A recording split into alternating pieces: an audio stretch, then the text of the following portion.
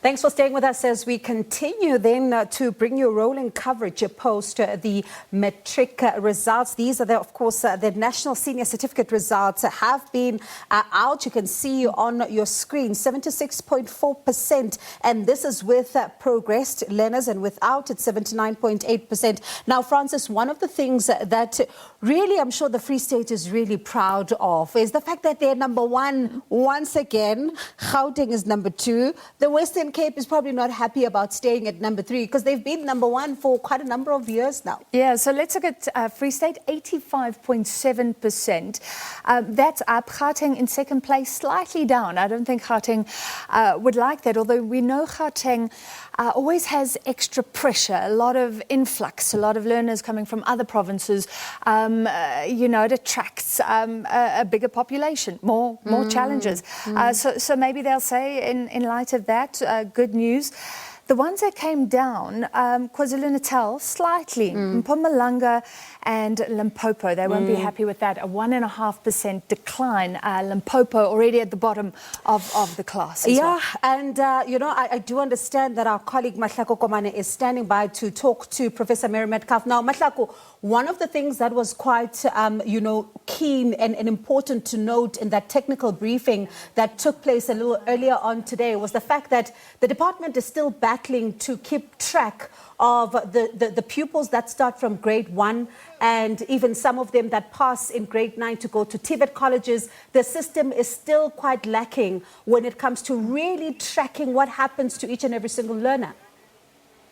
Yes, indeed, you're quite correct, Bongiwe, in talking about the issues of that retention. Although they are saying that they are doing better, obviously this is a system that is about 2 or so decades old. We should have some sort of leeway. But in terms of that retention of learners within the system, challenges definitely still there. Although we are seeing that it's slowly but surely moving, where we're able to get an account of what is happening in terms of retention. But I did hear Minister Mchekh speaking to Prof Metcalfe saying that we don't start tracking at grade 1, but rather from grade 2. I am joined by Professor Mary Metcalfe in studio, and I think maybe we can unpack that issue of how do we track these students? What is it that is lacking? How far are we as a country, Prof, in terms of tracking students when it comes to the issue of retention of learners?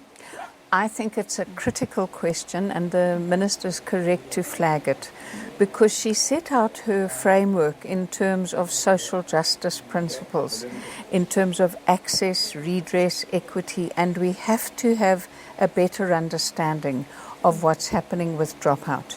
So the DG in his technical briefing kind of looked at who was in grade 1, who was in grade 2, who was in grade 3. But there are challenges because you have repetition and dropout. Now, every year in the technical report that we get from the DBE, there's data which I find very useful, and that comes from Stats South Africa. So Stats South Africa looks at the percentage of learners at the age 20, 22, 23, 24 who have finished grade 12. Yeah.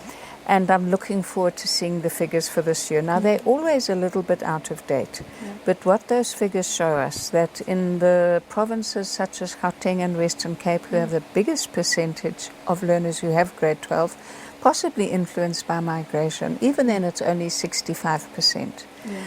KwaZulu-Natal always stands out, and the DBE technical report makes that very clear, because they have a very high retention rate, and that compromises their success rate, because it's easier to have lowly performing learners leave school to improve your matric rate. So it's always in every report a congratulations to KZN.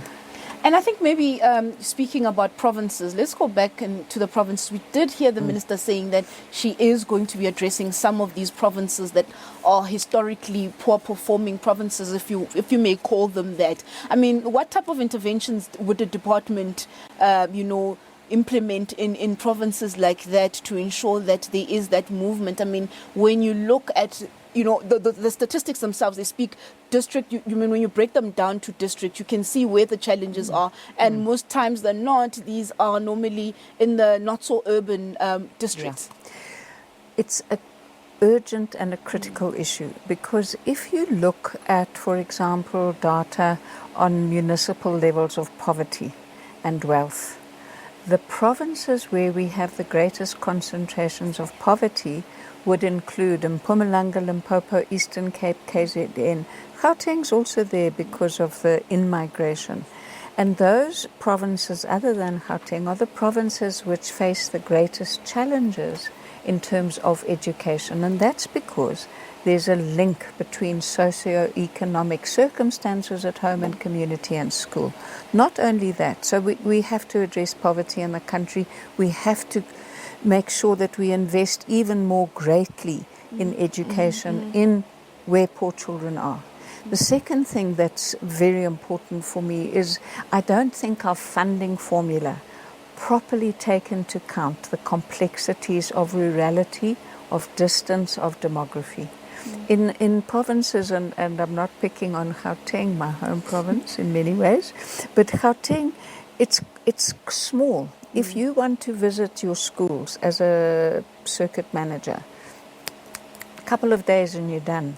In large provinces with bad roads and great distances, Limpopo, Eastern Cape, KZN, even just supporting schools is a challenge. And I think we need to have, from the Financial and Fiscal Commission, a much more careful look at are we funding the provinces that are currently and are historically poorer adequately. Thank you so much, Prof. There you've heard, Professor Metcalfe talking about the issue of, performance versus the demographics versus geographical location.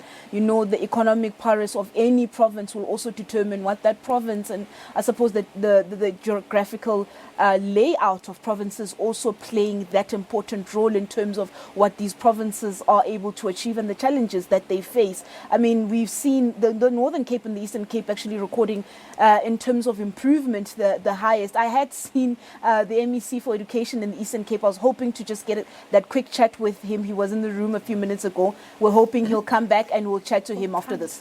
All right, Matlako, really a very important subject that she also ends off there with the funding allocation. We were in conversation with the KwaZulu-Natal MEC, Gwazim Shengwe, a little earlier on in this week, Francis, talking about how the issue of allocation when it comes to funding is always a problem, even for KwaZulu-Natal, especially looking at the area of scholar transport. It also impacts the learners themselves to getting to school. So certainly these are some of the concerns and the questions that even the MECs and the district and the circuit managers in the various provinces have to grapple with. And remember, the focus is on the poorer provinces, and the minister did say there's a plethora of good news here. So just to recap, quintiles 1 to 3 are the no-fee schools, the most impoverished, and at least their passes did go up by 28.5%, which is the good news. She said it's that silent revolution, and the pro-poor policies are working. But like you say, still distance an issue, many things an issue, but at least we're getting some good news there, and a little bit of good news in terms of the retention rate. All right, that's where we wrap it all up. Thank you for being with us. Rolling coverage of the class of 2021, the Matric results.